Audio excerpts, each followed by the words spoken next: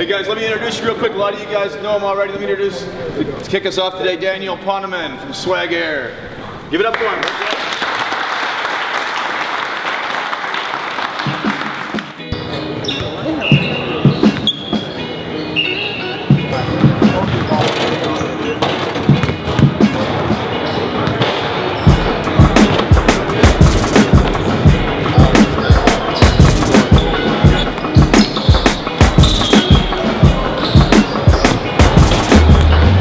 What's up, Chicago? This is Poneman, and you're looking at the Swag Air Showcase. It's an event I do every single year for the last 5 years to give the kids of Chicago a chance to get seen by college basketball coaches. As you see, we got about 130 participants this year. We have coaches from over 40 different colleges, all packed into one gym on the west side of Chicago. Give these kids a chance to get college scholarships. So I started my work as a college basketball scout 9 years ago. I'm 23 years old now. I was 14. I started a website called IllinoisHSBasketball.com. And soon after starting that website, by the time I was 15 or 16 years old, college coaches from around the country would contact me asking, hey, can you help me recruit? Can you tell me about players? Trying to get information. A lot of them didn't even know how old I was.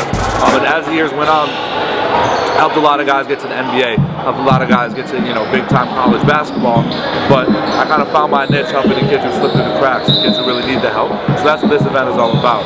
It's not about getting kids to the NBA, it's not about, kids making headlines, it's about kids who really kind of need that extra boost to get a college scholarship. It all comes full circle, and there's 130 players in here today, and I bet you one of these kids will be in the NBA. You might not know his name now, but one day you will.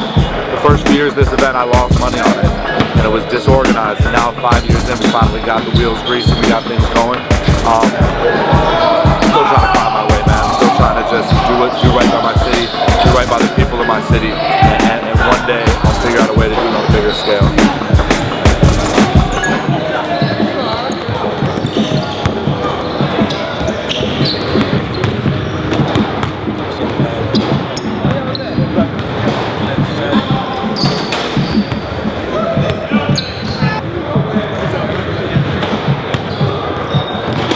This is Poneman, and you're watching Laureen TV.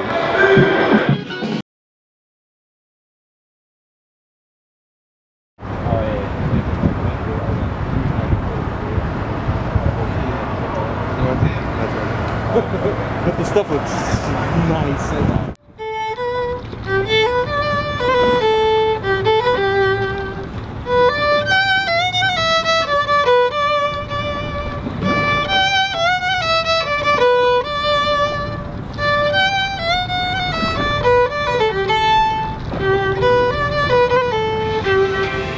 My name is Binta Kai. I'm a violinist. I've been playing for 15 years. I started when I was 5 at church. They had a free music program, so basically my mom was just like, they had started it like I believe a year before I was old enough to join the program. But as soon as I turned of age, she was like, she just took me and said, you want to play the violin, cello, or viola, and I wasn't about to carry a cello around. That was dead. And the viola is just a little bit bigger than the violin, so I was like, I want to play that. And ever since then, I just haven't stopped playing. This is gonna sound crazy, but it's really like I've been playing so long that it's like I don't have to think about anything before I play at all.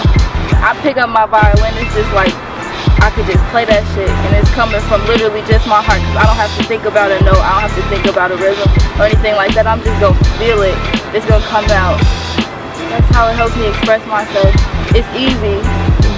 In Chicago, this is taking me really far, just off strength.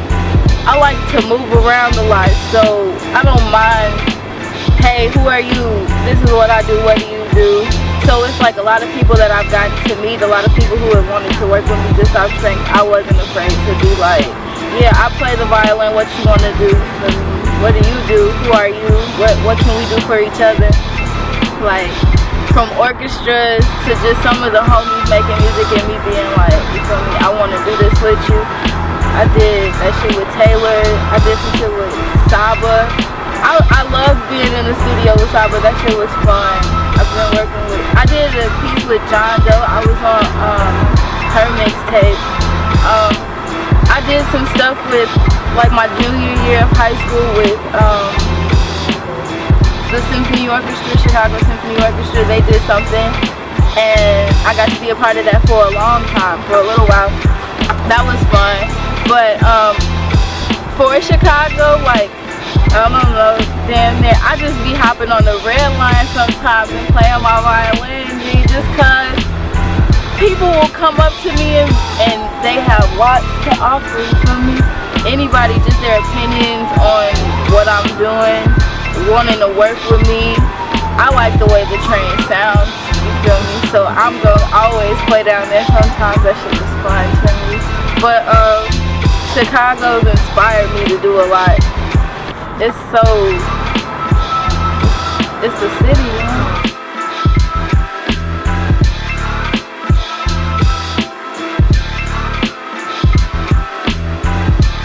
This is Binta Kai, shout out to Laureen TV.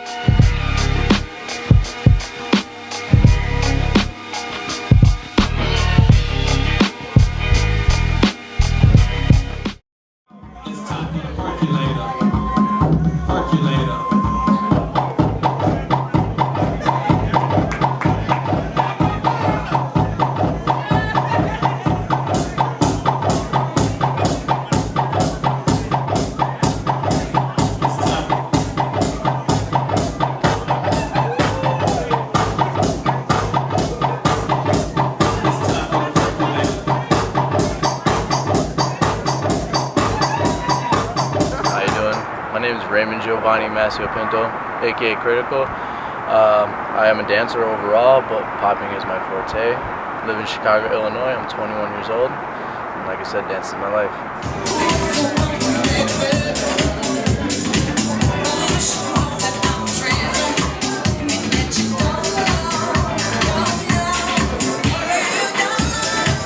The Chicago dancing is beautiful, to be honest. Like, that was honestly my birth, I would say, when it comes to like actually taking it really seriously, passionate. Like, being a lot of the breakers here, a lot of the poppers, all-stylers, we would call them, like, not even technically all-stylers, just dancers overall. It's a really all about love and respect scene here in Illinois, and it's a lot of competition too. That's what makes it fun. It keeps everyone on their toes, and definitely helped me to grow and grow. Like, I definitely had influences from a lot of dancers in Illinois, like trying to learn different styles and stuff like that. Definitely the OGs like T-Bugs, Cobra, definitely my favorite style, popping and stuff. So yeah. To be honest, what made me start dancing was when I was young. I've been dancing since I was like 3 years old, to be honest, and my dad, he did the worm, or some people call it centipede, in front of me, and ever since then I was inspired. Then he showed me like old school movies like Beach Street, Breakin', all that kind of stuff, like, and I just fell in love, and like ever since then, dancing's always been like this passion of mine, hobby, always on the side. Pretty much grew up with dancing,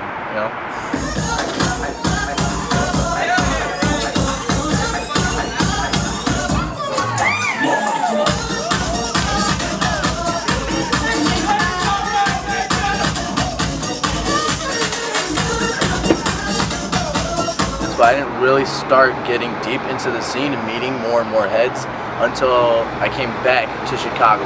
I was born and raised here, went to Michigan for a bit, and came back.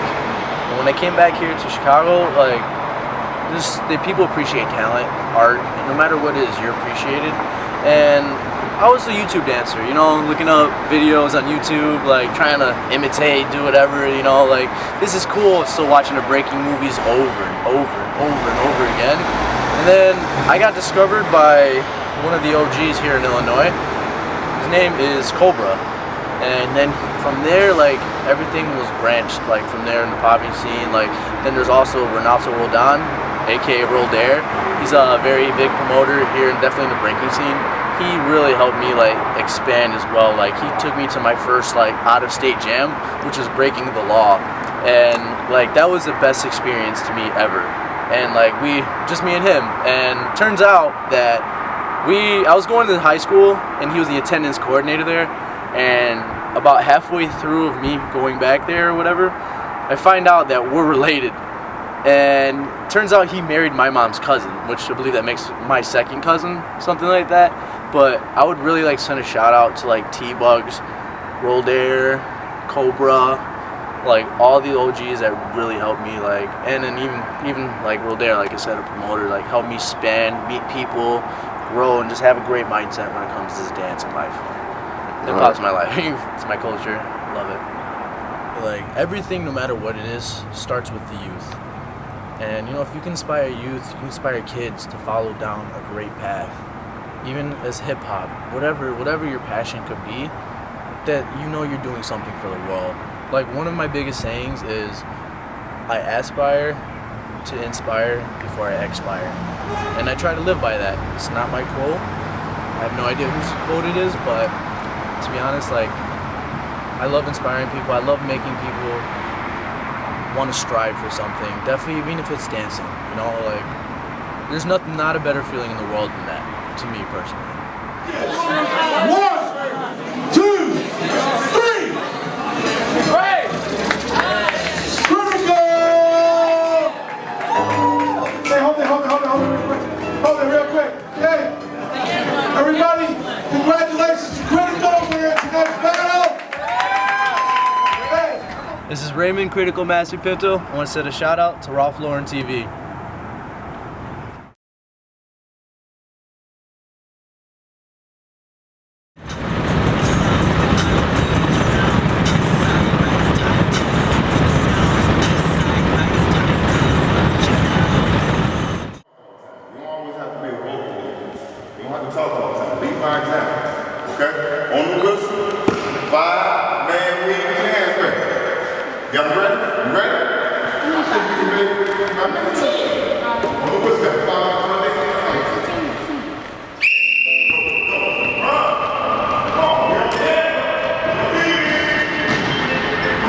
M.A.D.E stands for Making a Difference Everywhere, and what we do is we provide leadership development and sports programs for inner city and at-risk youth, teach them the basic fundamentals of basketball, leadership development, talk to them about the importance of being leaders, show them a lot of discipline, show them how to have great work ethic and stuff like that. It's for boys and girls, 4th through 8th grades, and we have programs all over the city of Chicago.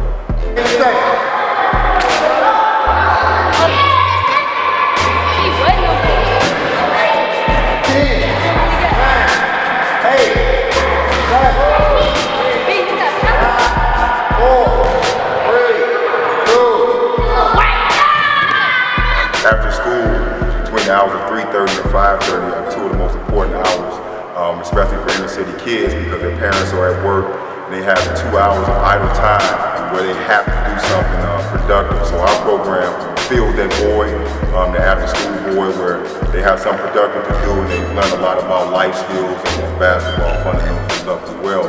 And some of the skills and tools that we give them and teach them in our program actually combat a lot of the violence that's going on in the streets, the gang violence, the guns, and all the other negative stuff that's going on in the neighborhoods. So we get them some tools and stuff that they can use to kind of combat the negativity that's going on in the streets. So one reason I got involved was, like Mr. Hill said, to get the kids off the street. I wanted to help him out.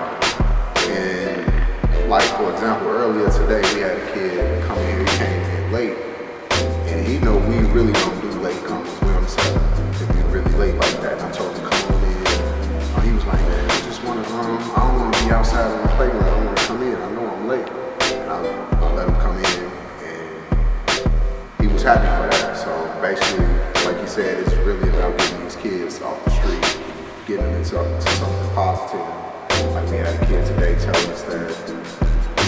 program. So that's a good thing for us, and stuff like that. One of the reasons I'm part of this program is because it gives me a chance to give something back to children. I get as much from these children as I give. It puts me in a position to be a mentor. It gives me that accountability to them instead of just seeing what's wrong with these children, what's wrong, why can't they get it, who's going to help them. I said, you know, let me be one of the people to try to help. You know, it's something as simple as playing basketball. You know, learning how to play basketball the right way, but sports are a lot more than just throwing the ball in the hoop. Sports gives you an opportunity to build teamwork skills, team building skills, setting a goal. Just as simple as coming to the program and seeing it on the stage from the beginning to the end is a huge accomplishment for a lot of these young people. And one of the main things, there's not a lot of positive male role models. That's why we step in and step into play with these kids, because they don't see a lot of positive male role models, be it at home or be it in their neighborhood or on the street.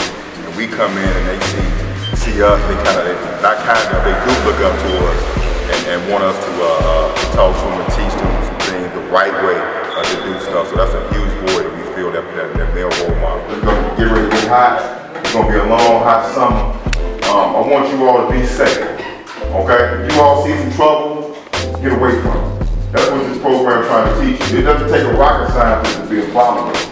But it takes a real strong-minded person, a real strong-minded individual to be a leader. That's what leaders are all about. Okay? So if you see something not right, you can easily just get away from it. You all know what's right and wrong. You see somebody on the corner who's doing something wrong, I gotta go. They may tease you and laugh at you, but that's okay. You in a safe zone. Go home. Go to the basketball court where you think it's safe and stuff like that. Anybody got any questions, anything they want to add about the program? I learned how to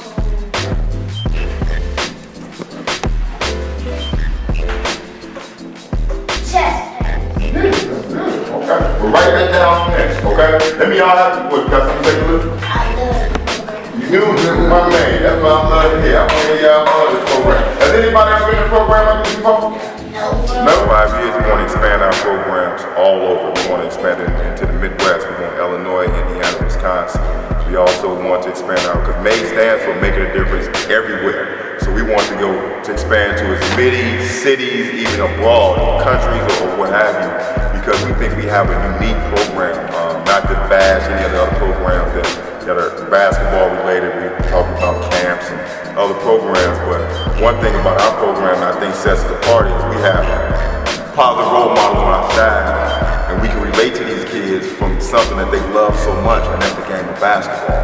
And we've all played on different levels of basketball, high school, college, professional, and we can relate to them and try and give them a bridge or a gap to try and do some positive things. So that's where we see M.A.D.E in the next 5 years. We've been doing it for 14 years, so in 5 years it'll be almost 20 years, so we should be in Spain somewhere in the next 5 years.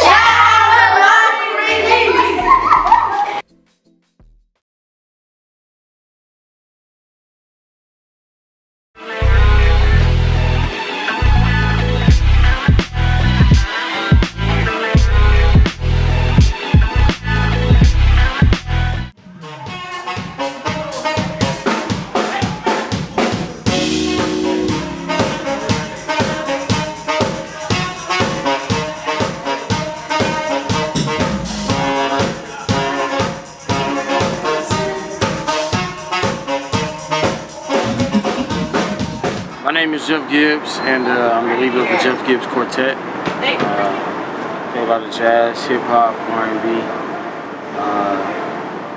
We like to infuse a lot of, like I say, a lot of jazz, a lot of artists that I like, Jay Dilla, Robert Glasper, different things like that. Squad! I let you know before. I did. This is Cleo Bird. He is my keyboard player. He's one of the best keyboard players in the city of Chicago. I've been playing saxophone since, I was a kid. Like, I was a band geek. Like, I've been playing since the 5th grade. But I like to tell people, like, I've been really serious about my instrument really probably since my senior year of high school, junior year of high school, when I really realized I was, not saying I was better than everybody, but I realized I had a gift. So I've been taking it serious since then. I love the fact that I wear chains and all black with J's and I play jazz. And I love the fact that my bandmates are the same way. Because if you look at that for anything else, people would think that they do a lot of hip hop and R&B. Not to say nothing's wrong with that, but at the same time, I feel like it changes the conception of a lot of people and the stereotype of a lot of people when they see that we have 4 guys walk into a club that have on fitted caps, all black, J's, chains, and they play giant steps. You know, and you know, I like to rid stereotypes. That's all I'm about. Growing up, I was really into gospel music, and anybody that's into gospel, they really understand how influential Chicago is to the scene. And with being in that, as a saxophone player, that's actually pretty different. And I've met a lot of people in that industry also that are music lovers and not just genre lovers, you know, and that's a big deal to me. And being a music lover, and if you can create, or if you can understand the vibe of music and not just be centered on the genre, it really affects me. And like the guys that are in my band actually have really strong gospel music followers, but since they're music lovers and music appreciators, we've been able to create on a different level, and that's what influences me every day. You know, just thank you, man. Appreciate you, bro. And like that's what really like that's the thing that I really that motivates me is the fact that we can be in the city of Chicago and have so much talent,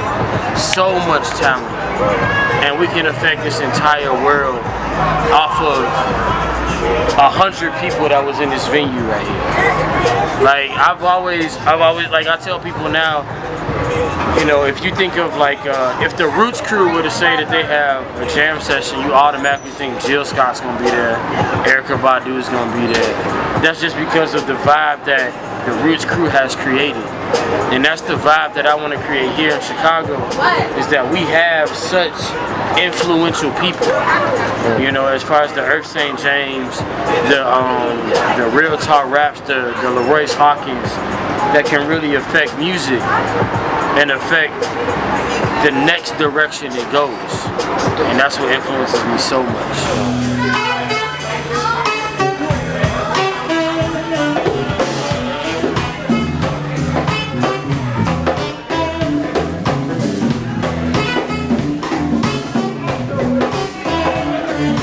My name is Jeff Gibbs. Shout out to Ralph, Laureen TV, and this is the Jeff Gibbs Quartet.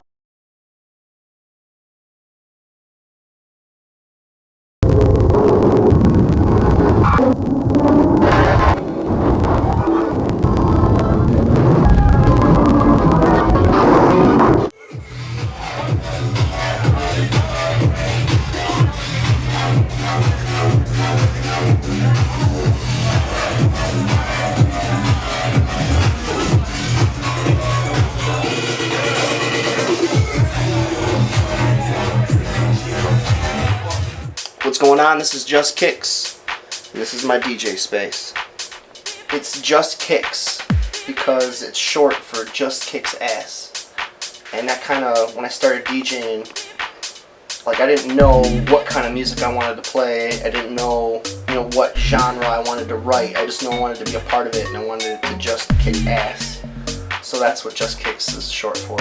I've been DJing now for probably about 5 or 6 years now.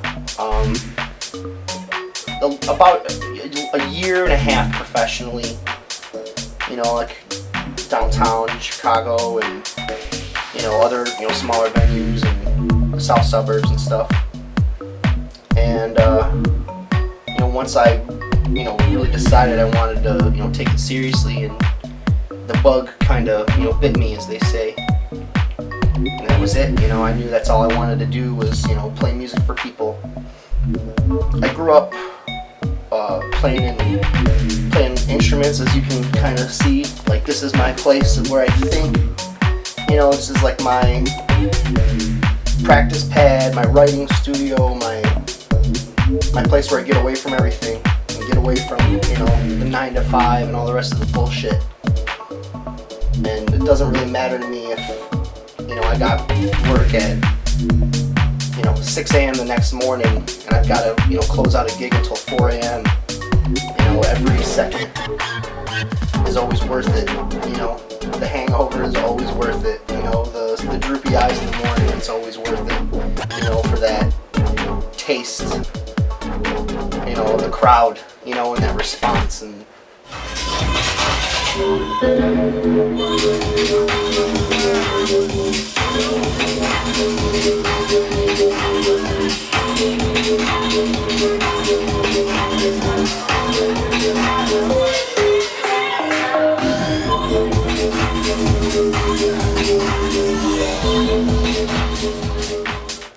I wouldn't say that there was one definitive moment where I decided, you know, like, I'm gonna go for it, you know, tomorrow. I think it was kind of more of a thing that was over a couple years, you know, where gradually I got more serious into it and more serious, and, you know, you set yourself little goals along the way, like, you know, I want to play my first gig, or I want to put out my first song, and then once you reach that, you know, first initial goal, it doesn't seem like such a big deal anymore, and you're like, well, okay, I want to play a bigger gig, I want to play in front of more people. And it's the drive and that itch that, you know, that gets you, that where you just want to take it to the next level and the next level, and, you know, share music, the music you love to play for, you know, your friends, for your fans, for whoever, and that's what, you know, keeps you going. Write music every day, even if you don't know an instrument, get an instrument. Whether it's guitar, bass, drums, even if it's like a $50 Casio keyboard from, you know, the flea market or whatever, like, having that outlet, you know, or just even if you're, you know, digging through SoundCloud and looking for, you know, really cool songs that you haven't heard from DJs or artists, producers, or bands, or whoever that you know, no one's ever heard before. That's something I've always kind of really liked. I always liked showing people music that meant a lot to me. I think that that's kind of at the heart of what DJ really is. Like, you sharing with a giant room of people, you know, the emotion that you, hopefully, the emotion that you get from a certain song or a certain part or a drop or a beat or whatever, you know, sharing that with them and hopefully them, you know, giving you the same response back. There's good and bad to all that, but at the end of the day, if people are happy about listening to music really loud and dancing, then I'm all for it, you know, and I feel like Chicago is a good place to be to do that, and I feel like the music community is really strong, and I'm glad to be a part of it.